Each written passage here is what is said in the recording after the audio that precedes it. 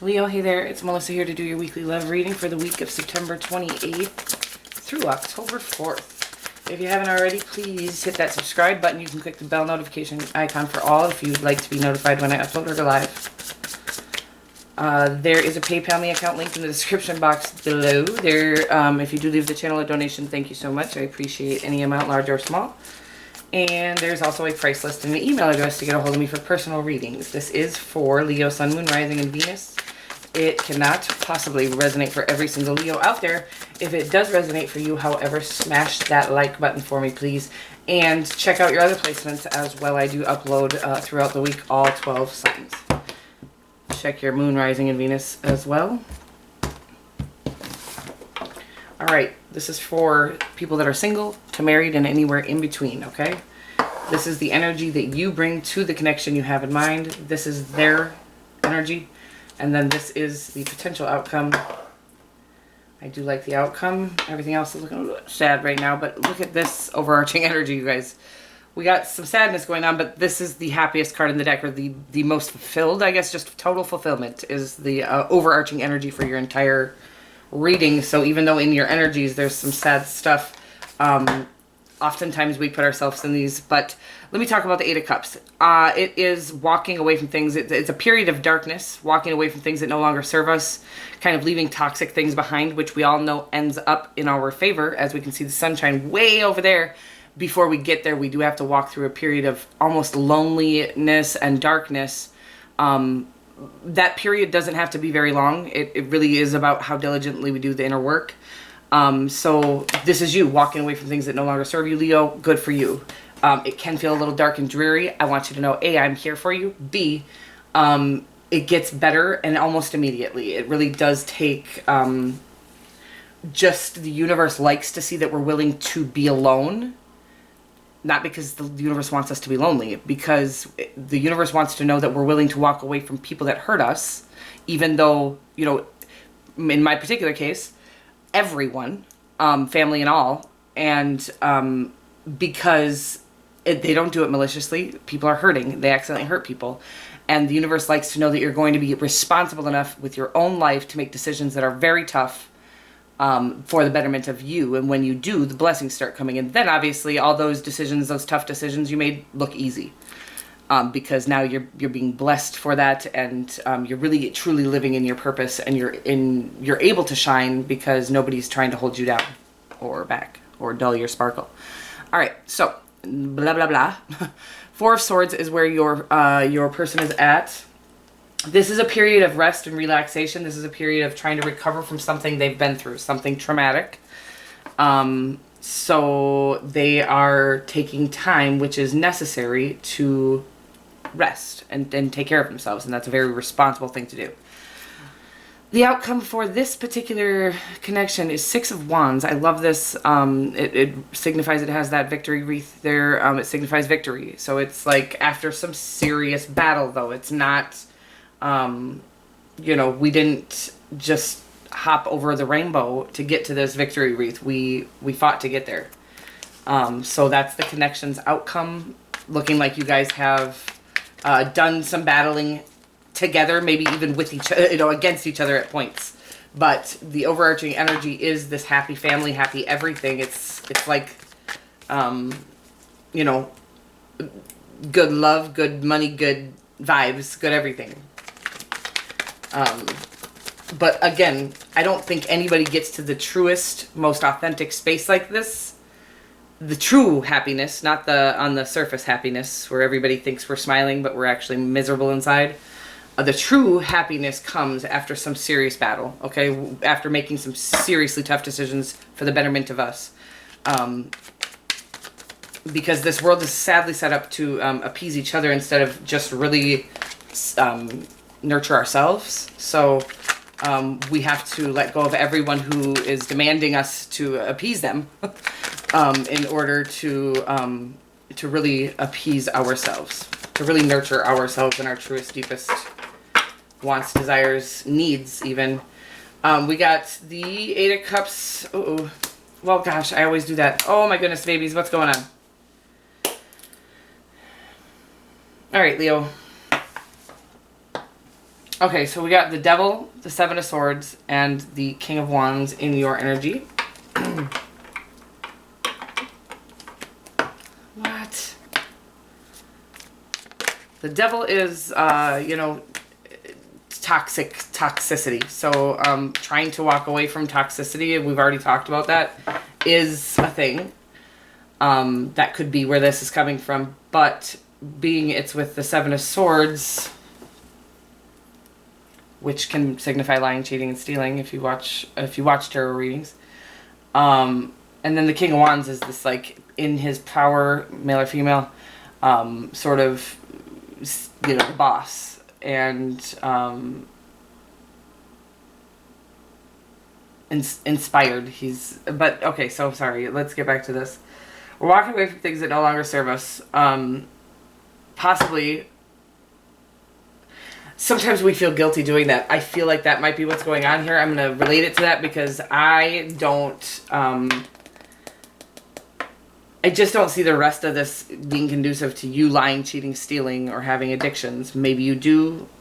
If you do, there is, first of all, I'm always here for you. Always. And I myself have been through drug addiction and alcoholism, and so I am sober, and I'm always here if anybody needs to talk. This doesn't come off as physical addictions, however, so I'm also here if you're not addicted physically to anything, but having some hard times letting go of things that are toxic and don't serve us. It is hard. We have grown up accustomed to a way, right? And trying to sever all of that, our old toxic ways of thinking, our self limiting and sabotaging beliefs systems, that's, unfortunately our parents accidentally probably passed on to us from their own parents. And just really this, even school tells us we need to be a certain way, and if we don't fit that mold naturally, we have to bend, twist, and fold trying to fit a mold that we were never meant to fit. And it's not, do we want to? It's you have to go to school. Our kids are forced, right? So I get very passionate about it because it's like the one thing we really don't have an option about so much here. We can do homeschooling if our parents have that luxury. But, and now I think the universe, God has our kids going to school less because of this, because of how terrible school really is. Anyhow, trying to undo all the damage done through school and through, other things that really kind of taught us that just the way we were wasn't good enough. We had to try harder, do better. Can really eat away at us. And I feel almost like you're trying to walk away from something, but you're feeling guilty about it. That's what I'm feeling right now. And it's causing you to think you're the problem. If something doesn't feel good or right, there's no guilt to be had. You are not supposed to be in that situation. If something it disturbs your spirit, it's, no matter what, if you have children, if you don't, no matter what the case is, if you're in a situation that is making you feel less than fulfilled, less than able to be your true authentic self, it is time to walk away. And there should be no guilt involved. However, the pressures from the society will make you feel guilty about leaving a marriage, breaking up a family.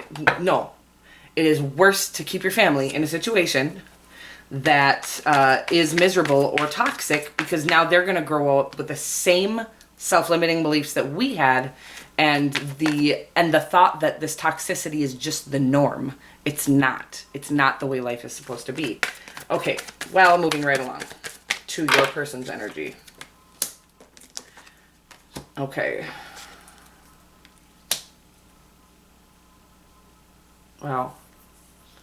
So justice, that can be, either if they've done something wrong, they will, karma is what it is. It's not that, you're in trouble and you get punished for doing wrong in this world by the universe or God. It is that the vibration you send out is the vibration that will come back. So yeah, if you're harming people, harm will come back to you. And it's not like, it's just, that's why we have to stay consciously aware of our thoughts and vibrations and try to keep them positive, so that positivity is all we get back. It does look like they're carrying some serious burdens around. As I had already said, they're trying to recover from a battle. It looks like they're still battling that battle and, trying to get into recovery mode. The High Priestess here can mean, I just really, I think maybe your person's trying to connect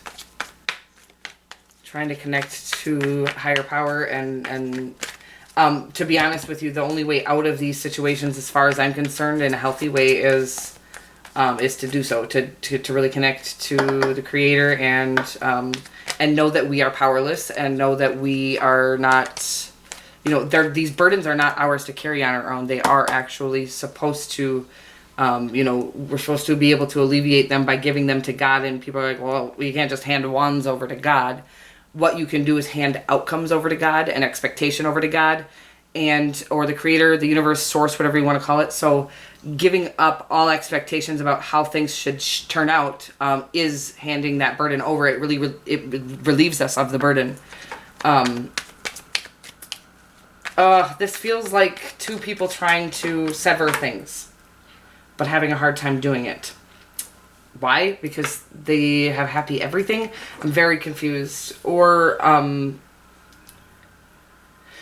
let's check out the outcome. Uh-oh. Alright. I think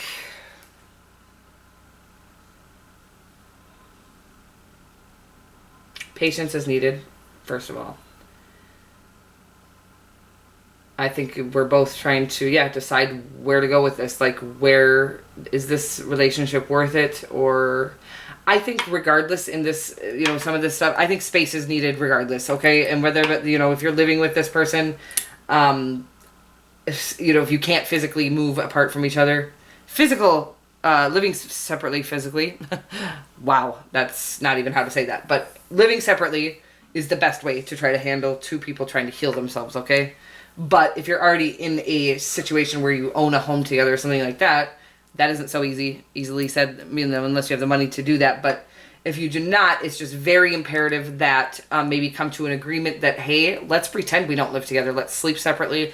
Let's pretend we don't live together for a few months while we do our own. And then it's like, you don't just get to, pull them out of their space when you're selfishly needing something from them. You need to really give each other this space to do the healing on your own, to try to, I don't know if the pain and damage is from each other or if it's residual pains from the past. In either case, I feel like this connection is worth fighting for. So I feel like that's indicating that this is your happy everything, but what might be making you guys feel like it isn't is residual pains from things that have happened to you in your past.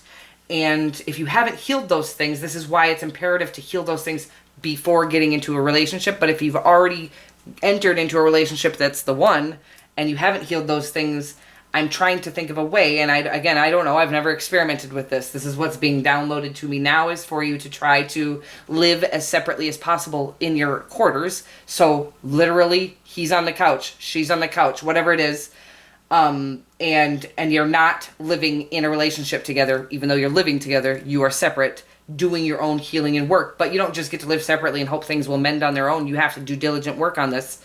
Literally, Google self-love, Google how to, heal pain, really surrender all the outcome to the Creator, and get, you need to go within, find out what feeds your soul. You need to feed it. You need, that's your job. Nobody else is going to feed that soul for you.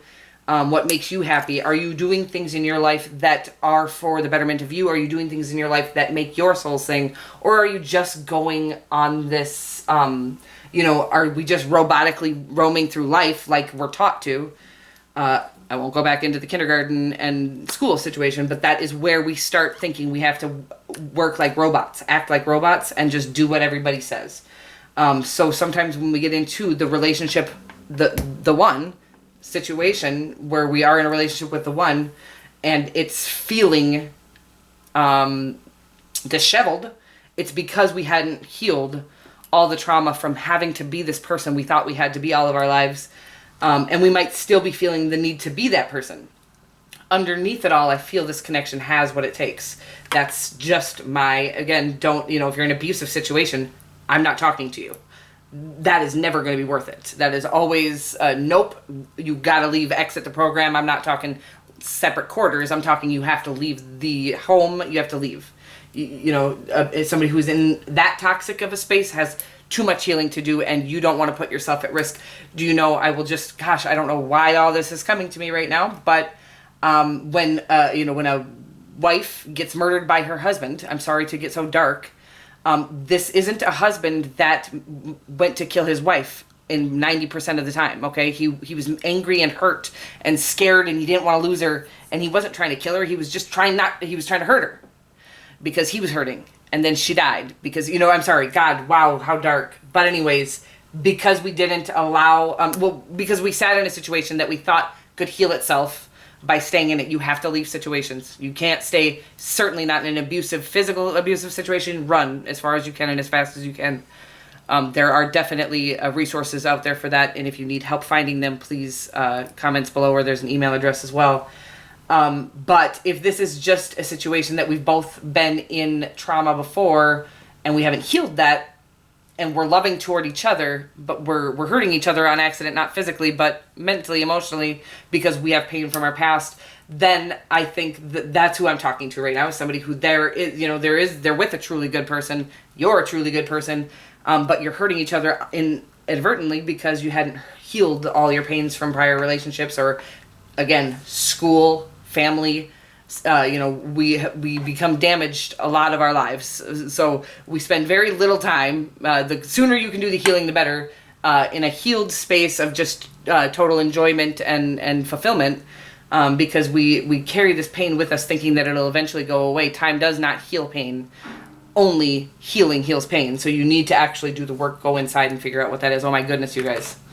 I love you so much, Leo. I don't know where this is all coming from, but I'm sending you every ounce of love in my body, because this situation feels deep, and this might be for one Leo out there. Again, I love you, whoever you are, whoever this is for. Commitment. It says you dedicate yourself to your beliefs wholeheartedly, knowing that love is the essence of your very being.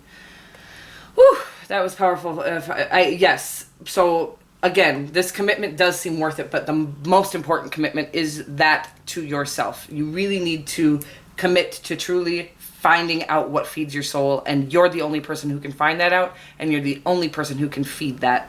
So again, this situation or any situation you're in will be automatically better and loving. You'll only accept loving things in your life when you're truly feeding your own soul. I love you guys so much, and I will see you next week.